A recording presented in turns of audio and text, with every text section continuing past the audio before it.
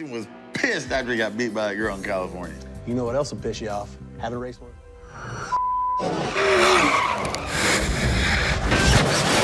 From a young boy in Oklahoma watching races under the streetlights to becoming the most recognized name in underground drag racing, Big Chief's story is one of passion, grit, and resilience. But fame comes with a cost, and when he suddenly vanished from Street Outlaws, fans were left asking, why? This is the story of Big Chief's rise, fall, and everything in between. The early life of Big Chief. Justin Shearer, widely known as Big Chief, entered the world on December 9, 1980 in Louisville, Kentucky. He was raised in a modest household where life was steady but uneventful. From a very young age, however, Justin craved something beyond the ordinary. Unlike many children who were glued to cartoons or action figures, his attention was always pulled toward horsepower and speed. Muscle cars, the smell of fuel, and the sound of roaring engines fascinated him more than anything else. After his father passed away early in his life, Justin's mother raised him and his sibling on her own. Life wasn't easy, yet she always supported his passion. Even if she didn't understand the appeal of loud cars or late-night races, she knew it gave him purpose. Everything shifted when Justin turned 9, and the family relocated to Oklahoma City. That move would prove life-changing. Oklahoma City had a thriving underground racing culture. Though Justin was far too young to get behind the wheel, he quickly became a familiar face at the races. He didn't own a car, but he was always present, soaking up knowledge and listening to the older racers. Over time, they began noticing the skinny kid who never missed a race and asked sharp, thoughtful questions. Instead of pushing him away, the racers let him hang around. He handed them tools, fetched parts, and did whatever he could to stay connected to the scene.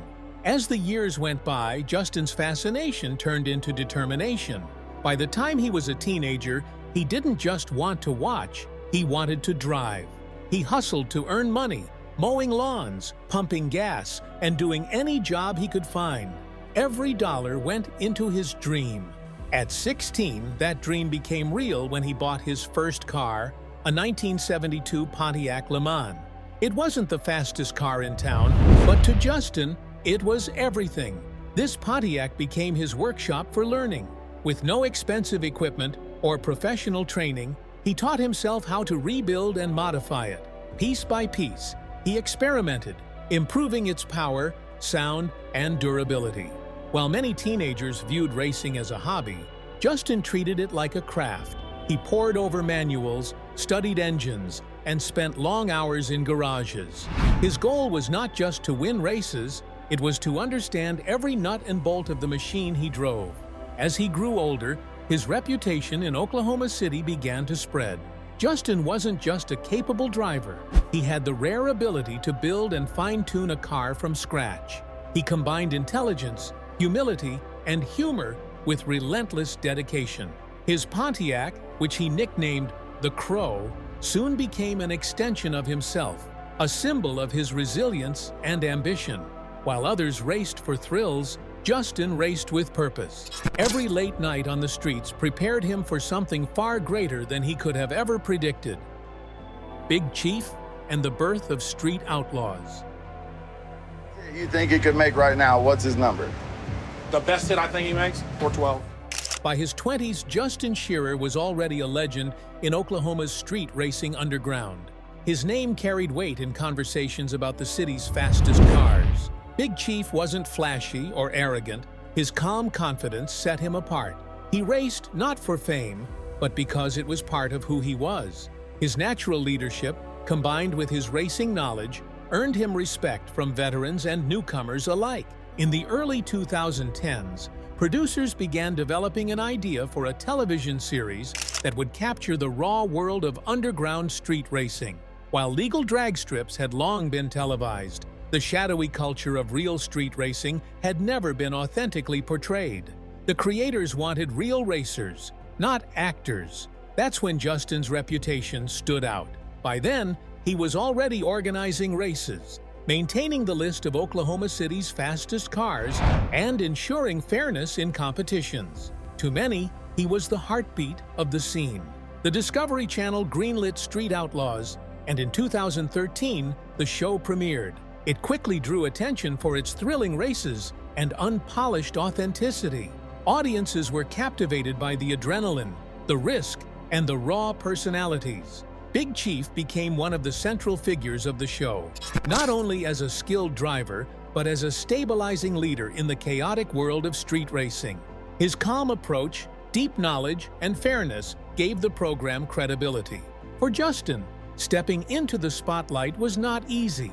He had never sought celebrity status, but he realized the show could shed light on a misunderstood culture and offer a voice to the underground racers who had long been overlooked. He remained true to himself, continuing to race the Crow and refusing to let fame change his values. As Street Outlaws grew in popularity, Justin's life changed. Crowds flocked to events just to meet him. Yet, he stayed grounded, remembering his childhood nights watching races, the struggle to build his first car, and the lessons Oklahoma had given him. He spoke openly about watching racing programs growing up, and now he was part of one that carried his community's story to the world. Each new season brought fresh challenges. Justin kept improving the Crow, facing faster rivals and pushing his limits further. Behind the cameras, he was committed to keeping the racing world safe and honest, never forgetting the dangers he had witnessed firsthand: accidents, injuries, and even fatalities. At the same time, he highlighted the positive side of the racing culture: the respect between drivers, the shared passion, and the sense of belonging. For Big Chief, it was never just about speed. It was about community, integrity, and a lifelong love for racing. The crash that took Big Chief out of the spotlight.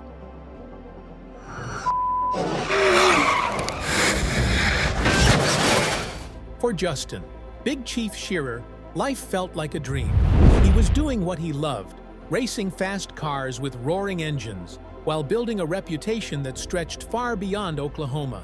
In the racing world, his name became synonymous with power, precision, and passion. His story began with a 1972 Pontiac Le Mans, the car he lovingly called the Crow. To most, it looked like an ordinary old car, but for Big Chief, it was the heartbeat of his racing journey. The Crow wasn't just a machine, it was part of his identity. Over the years, it carried him through countless victories and painful defeats. It had been wrecked, rebuilt, and resurrected more than once, mirroring Big Chief's own resilience. Street racing is never free of risk. Every night brought new dangers: high speeds, unpredictable streets, and engines pushed to the very limit. Big Chief knew the risks well, but each time he strapped into his seat, he accepted them as part of the life he chose. When Street Outlaws soared in popularity, fans got a closer look at the world of underground racing. But with the spin-off No Prep Kings, the danger intensified.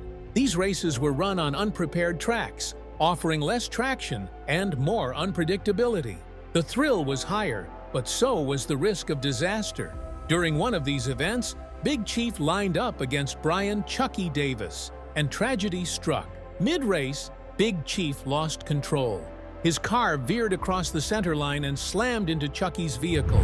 The impact was catastrophic, sending the Crow flipping violently before landing in a trench beside the track. Big Chief sustained severe injuries. His spine and collarbone were damaged, his lungs battered, and breathing became painful. Chucky was also badly hurt, suffering serious back injuries. Both men were rushed to the hospital, leaving fans in shock and fear.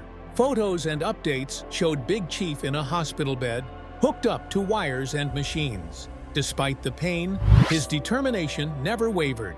Doctors monitored him carefully, uncertain whether surgery might be required. Yet even as he spoke about his fractures and injuries, he expressed gratitude simply to be alive.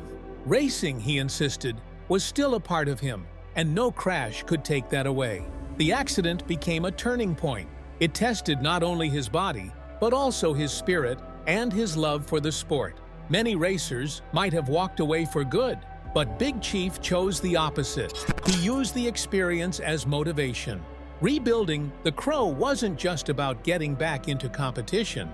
It was about proving to himself that his passion was stronger than any wreck. The crash may have broken bones, but it did not break his will. For fans, his recovery became a story of resilience, a reminder that racing is as much about heart as it is about horsepower.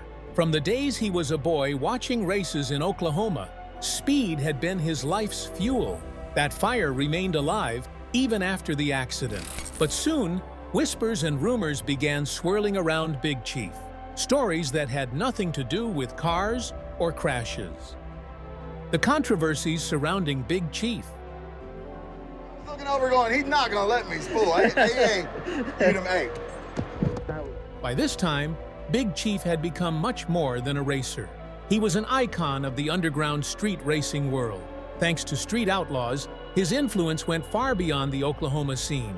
Yet behind the roar of engines and flashing cameras, his personal life began to attract attention.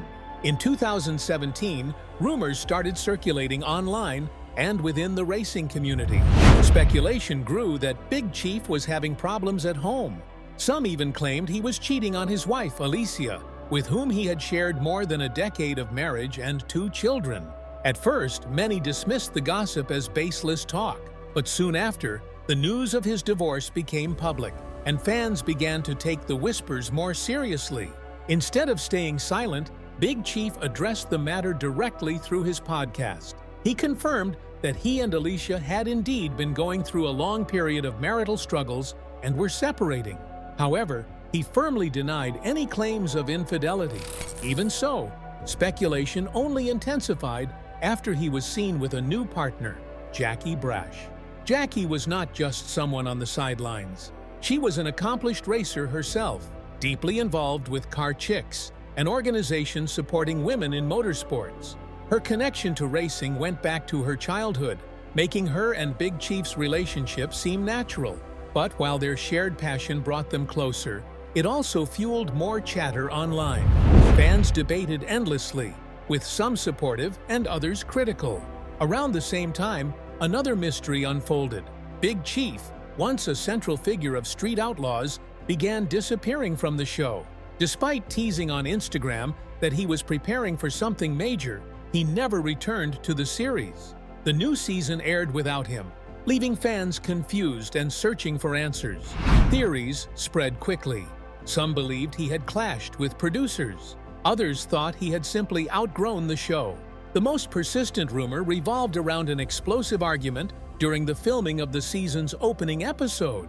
Reports suggested that Big Chief and racer Precious had a heated dispute over changes to the race rules. Precious, known for her fiery personality, resisted the adjustments. The tension allegedly escalated when Jackie's involvement added fuel to the fire. The disagreement reportedly happened during a hat race, where drivers were paired randomly. Afterward, competitors were told to remain another day for the final race to determine advancement into America's list. While Big Chief felt confident his car was running smoothly, the environment on set grew tense. No official explanation was ever given for his absence. The show moved forward without him, leaving his fans to speculate endlessly.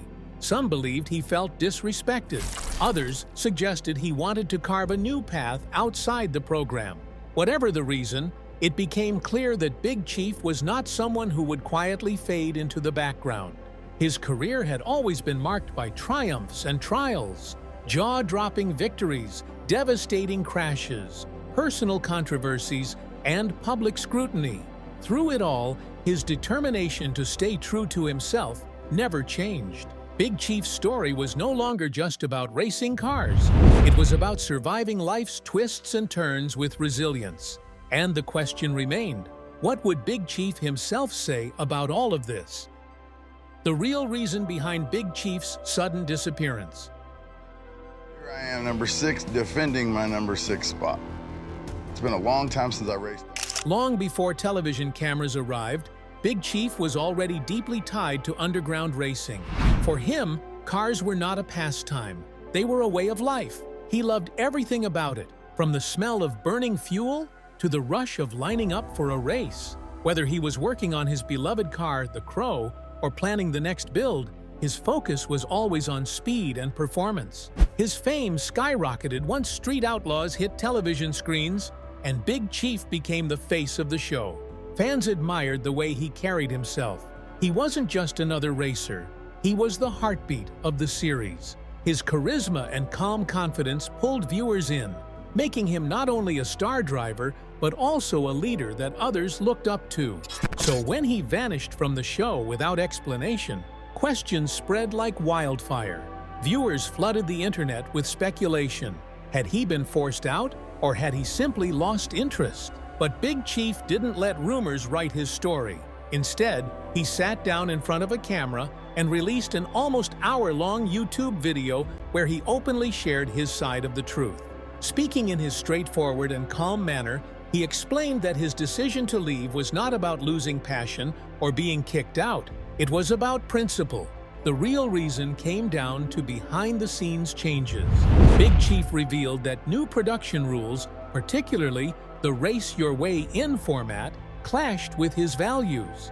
In theory, the new system was supposed to make things fair, but in practice, he believed it favored certain racers, especially those from Memphis, while sidelining longtime drivers who had already earned their reputations. For him, this undermined the authenticity of the racing scene he had grown up with. Big Chief has always valued integrity over popularity. If he felt something was wrong, he would walk away rather than compromise. In the past, he had even stepped back from filming to focus on his family. So while his recent break may have shocked fans, to those who knew him, it made sense. The question was this pause permanent or just temporary? Soon after, he hinted at the answer through a post on Instagram that reignited hope among his supporters. In the post, he acknowledged that he wasn't interested in joining No Prep Kings. But he made it clear that his racing journey wasn't over. He teased his plans to compete on America's List, a segment of the show that stayed closer to the raw, authentic spirit of street racing. At the same time, he reassured fans that he was still dedicated to improving the Crow, refining every detail to make it stronger than before. His message was clear. He wasn't slowing down. He was shifting gears into a new chapter. He even hinted at something major brewing, though he left details vague, which only stirred more curiosity. One thing was certain: whatever was coming would be fast, bold, and true to his style. Big Chief never chased fame. He preferred to race on his own terms, without politics or hidden deals, with racers who shared the same love for the streets. His absence from No Prep Kings didn't signal an ending. It marked a new beginning, one that allowed him to protect what he valued most: authenticity. Fans might not see him on television as often, but they understood his choice. They knew Big Chief was the type who wouldn't compromise just to stay in the spotlight. His honesty and determination reminded everyone that sometimes stepping away isn't about quitting. It's about protecting what you love. His decision proved that true passion doesn't need cameras to survive. It just needs grit, vision, and the open road. The legacy of Big Chief on Street Outlaws. Boosted hits the light. Murder Nova gets the jump on Kip. Big Chief's bond with street racing has always been unwavering. Even before TV exposure, he was fully immersed in the world of high-powered cars and late-night competition. His appearances on Street Outlaws only amplified that reputation, showing fans his passion, his leadership, and his skill. For many, he wasn't just a cast member. He was the symbol of what street racing truly represented. When he suddenly stepped away, confusion spread. Speculations piled up. Was he forced out, or did he walk away? Regardless of the noise, Big Chief wanted the truth to come from him. Through his podcast and online presence, he calmly explained that it wasn't about losing heart or being edged out. It was about rules and systems that he believed damaged the very core of racing. He openly pointed out how the new production direction favored certain regions, particularly Memphis, while shutting out racers who had been part of the culture for years. To him, that was unacceptable. Big Chief has always raced for the love of the sport, not the fame.